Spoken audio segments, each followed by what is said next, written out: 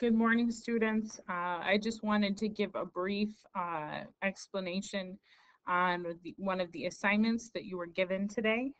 So today is Tuesday, and you will be asked to complete your reflection from your project as a discussion question. And then additionally, you'll be asked to create a response to the question that I'm going to go through with you right now.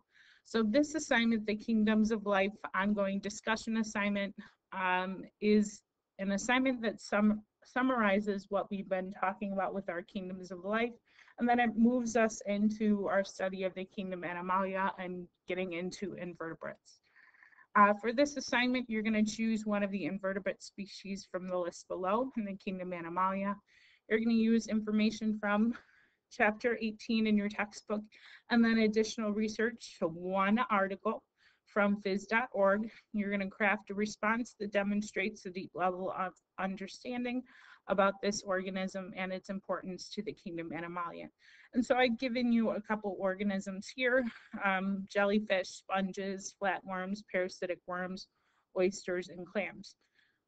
Some details in your response. It should include information from the textbook and then one article from phys.org. I've attached the website down here, so you can click on that. If you were to go to phys.org, you would just type in flatworms, and then articles will come up with flatworms, and you can go ahead and click on, let's say, for instance, you have an invasive flatworm from Argentina. You wanted to use that article. You would go through and you would read that article, find any information that you could use with your post, and then go back and let's see what we have in our requirements here. So we said textbook, one article from phys.org. Be sure to use at least one direct quote from your article in your response. And then for direct quotes, you're going to use the following example as a model for quoting it in your response. So I just have given you a random sentence. One study found that, quotation marks, your quote, and quotation marks, and then you have your citation right here, and then your period at the end. With the citation, you're going to have Gass and Veronis are the authors of the article from phys.org. You have 1984 is the date in which the article was written, or the year, I'm sorry, the year in which the article was written, and then page 85. So yours probably is going to be page maybe 1 or 2, 3 or 4 if you have a longer article. Your post is going to be between 200 and 250 words, and that each person is responsible for one initial post, so the post that you're working on, and then responding to one additional student's post.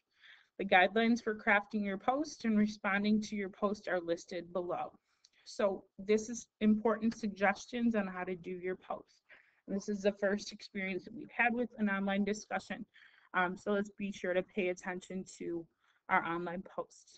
We're going to begin by drafting our post in Microsoft Word or another application. Google Docs is good to use. This will give you the chance to explore your ideas without fear or an accidental submission before you finish. You're going to consider your audience. So you're crafting your response to myself. I'm going to be reading your work. So your post is going to be read by myself and then your peers as well. So you want to maintain a professional tone.